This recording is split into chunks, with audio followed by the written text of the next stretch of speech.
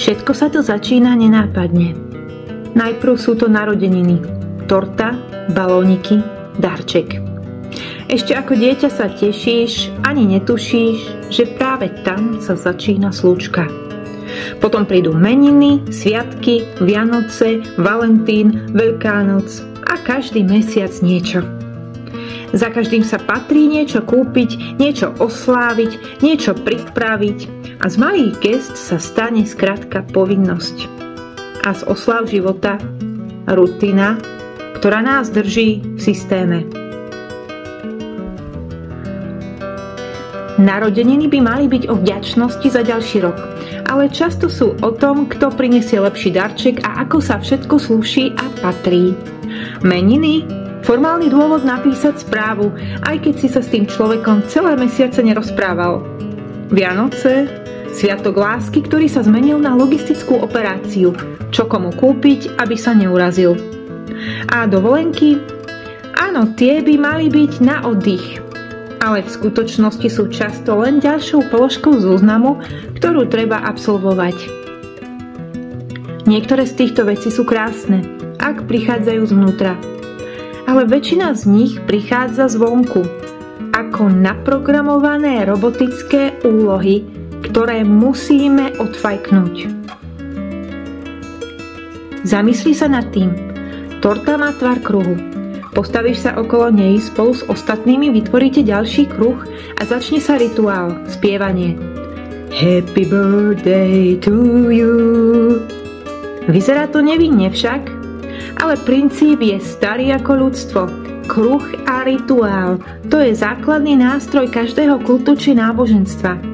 Aj temné rituály pracujú s kruhom ako symbolom uzavretého priestoru energie sily. Nie, toto nie je dôkaz nejakého zla. Je to pripomienka, že mnohé veci robíme automaticky, bez toho, aby sme si uvedomili, čo vlastne znamenajú. Chápeš to? Chápeš, že aj tie najbanálnejšie oslavy sú často len naprogramované rituály, ktoré sme zdedili a nikdy sme ich nespochybnili? Poďme ďalej. Koľko ľudí dnes kupuje darček nie preto, že chcú, ale preto, že sa to očakáva?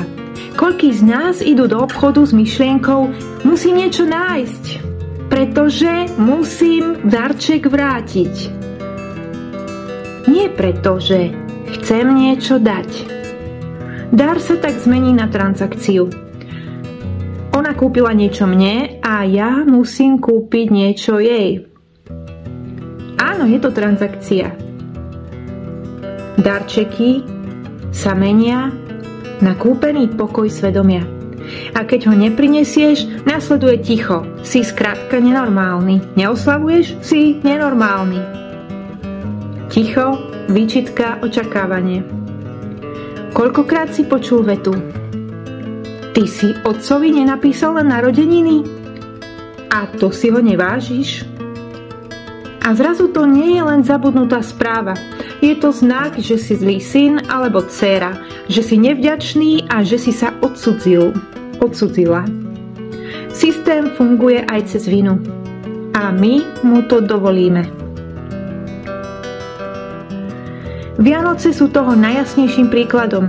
Pôvodne duchovný sviatok pokoja a spojenia sa zmenil na maratón nákupov, výzdôb a sociálnych povinností. Pomedzi to prichádza upratovanie a tak ďalej a tak ďalej. Ľudia sa cítia uštvaní ako také ťažné kone. A televízia ti hovorí, čo by si mal kúpiť, čo by si mal cítiť. Máme tu reklamy, ktoré nám hovoria, čo je pre nás dobré. A ty, aj keď sa cítiš vyčerpaný a prázdny, ideš s davom, lebo tak sa to robí. Takto je to normálne. A čo tie darčeky? Koľko z nich končí v zásuvke? Nepoužité, zabudnuté. Len preto, že trebalo niečo kúpiť? Koľko ľudí by si želalo radšej skutočné spojenie? Rozhovor, čas, hĺbku. Ale dostanú vec, ktorá sa len pridá k neporiadku v skrini. Dokonca aj dovolenky sa zmenili na súčasť slučky. Kam pôjdeme toto leto? Nie preto, že cítime volanie objavovať, ale preto, že sa očakáva, že pôjdeme. Veď aj Gitka išla, aj naša susedka išla do Turecka. A my predsa musíme ísť s davom. Fotky na Instagrame, ktoré majú dokázať, že žijeme naplno. Ale niekedy je to len ďalšie divadlo pre publikum, ktoré to vlastne ani nezaujíma. Oddych sa zmenil na produkt a my si ho kupujeme, aby sme mohli na chvíľu uniknúť svetu, do ktorého sa o týždeň vrátime, no áno, presne tam, kde sme boli. Celý tento kolotoč, sviatky, darčeky, oslavy, dovolenky, sviatky, darčeky, oslavy, dovolenky, sviatky, darčeky, oslavy, dovolenky sa stane nakoniec systémom. Je to modla, rozumieš? A systém funguje len dovtedy, kým veríš, že je normálny. Nikto sa nepýta prečo, lebo vždy to skrátka tak bolo. Predsa je to normálne. A práve to je podstata Matrixu. Niekto ti skrátka iba vštepil schému a ty v nej, kámo, žiješ. Bez toho, aby si uvedomil, že ju môžeš odmietnúť. A čo je na tom najzradnejšie? Veľa ľudí sa v tejto slúčke cíti uväznených. Cítia tlak, že musia niečo spraviť, niečo kúpiť, niekam ísť. Ale pravda je jednoduchá. Nemusíš nič robiť na silu. Nemusíš oslavovať, ak to necítiš. Nemusíš kupovať, ak to neprichádza z úmyslu a zo srdca. Nemusíš písať správu, ak za ňou nie je úprimnosť. A tu je pointa. Všetko to, čo ti spoločnosť servíruje, ako špeciálne chvíle si môžeš vytvoriť sám.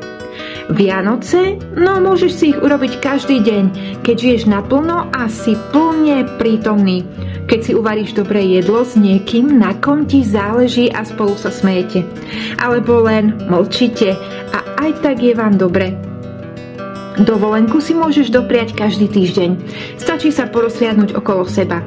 Príroda, uličky, ktoré si nikdy nenavštívil, západ slnka, ktorý si nevšimol.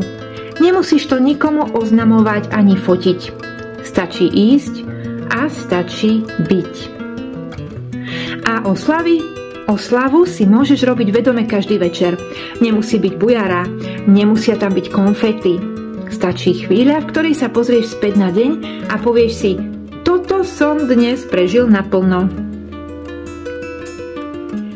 Možno je čas položiť si nepríjemnú otázku. Čo z toho všetkého robím preto, že to chcem?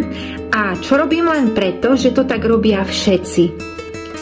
Ak by zajtra zmizli všetky kalendáre, sviatky a očakávania, čo by si skutočne oslávil? Komu by si niečo daroval?